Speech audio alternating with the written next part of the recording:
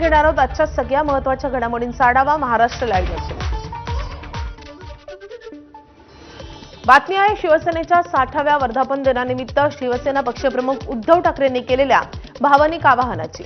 माझ्यावर होणारे आरोप तुम्हाला खरे वाटत असतील तर मी आता माझं पद सोडायला तयार आहे. तुमच्यातला शिवसैनिक पक्षप्रमुख होईल अशा शब्दात उद्धव ठाकरेंनी सत्ताधाऱ्यांच्या बोचऱ्या शब्दांना उत्तर दिलंय.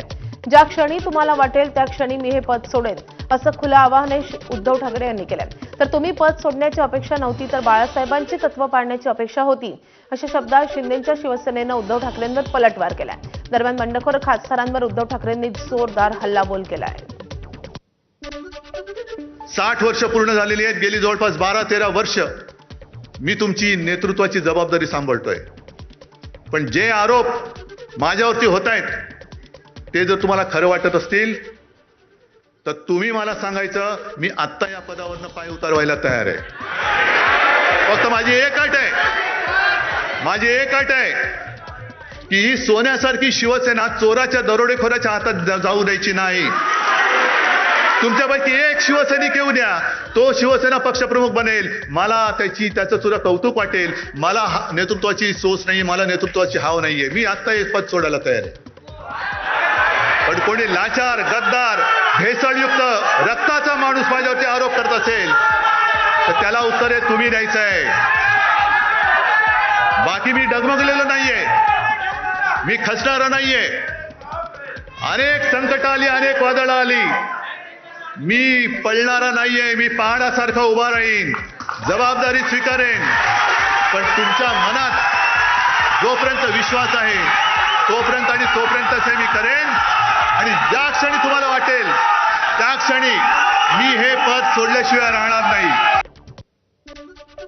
दरम्यान शिवसेनेच्या नेत्यांनी उद्धव ठाकरेंच्या आवाहनावरून टीका केली आहे. बैल गेला झोपा केला असं म्हणत त्यांनी ज्योती वाघमारे यांनी टीका केली आहे. तर पद सोडावं अशी कोणाची अपेक्षा नव्हती असं नरेश म्हस्के यांनी म्हटलंय. यासोबतच कार्यकर्त्यांच्या अपेक्षा पूर्ण होत नाहीत, संवाद नाही असं नीलम गोरे यांनी म्हटलंय. सेनापतीने कधीच पळ काढायचा नसतो, सेनापतीनं लढायचं असतं. आणि आत्ता ही पराभवाची भाषा, आत्ताच पळ काढण्याची भाषा. मला वाटतं की ही भावनिक साध शिवसैनिक ओळखून आहे.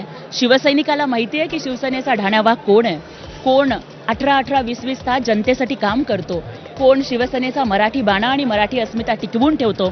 त्यामुळे मला वाटतं की शिवसैनिक भावनिक आहे, पण तो हुशार सुद्धा आहे. आणि सगळ्या शिवसैनिकांनी ठरवून टाकलंय की शिवसेना का टायगर तो भाई एकनाथ शिंदे साहबी आहे आणि आम्ही त्यांच्यासोबत उभं राहणार आहोत. त्यामुळे त्यांच्या भावनिक साधेची अवस्था, बैल गेला आणि झोपा केला, आता वराती मागून घोडं नाचवून काय उपयोग आहे. शिवसैनिकांची भावना त्यांच्या संदर्भात एकच होती, त्यांनी पद सोडावं अशी कुणाची अपेक्षा नव्हती. बाळासाहेबांची तत्व विसरू नका, काँग्रेसच्या मांडीला मांडी लावू नका.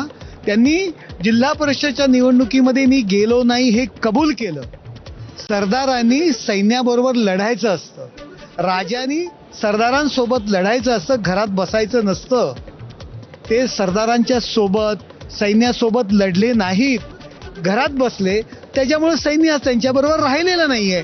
त्यांनी आज स्वतःच्या सगळ्या चुका त्या भाषणामध्ये कबूल केलेल्या आहेत. त्यांच्याकडून ज्या अपेक्षा होत्या लोकांच्या, कार्यकर्त्यांच्या, नेत्यांच्या, आमदारांच्या, खासदारांच्या, त्या अपेक्षा पूर्ण होत नाहीयेत. कारण संवाद केवळ भाषण नव्हे, लोकांचे प्रश्न सोडवण्यासाठी जे काही पाठपुरावा करायला लागतो तो त्यांच्याकडून आमदारांच्या सोबत, खासदारांच्या सोबत तेवढा झाला नाही अशी लोकांचा प्रश्न आहे. आणि खरा प्रश्न केवळ त्यांच्या राजीनाम्याचा नाही आहे, तर त्यांनी जी भूमिका घेतलेली आहे ती काँग्रेसच्या सोबत आणि हिंदुत्वाच्या विरोधातली भूमिका आहे.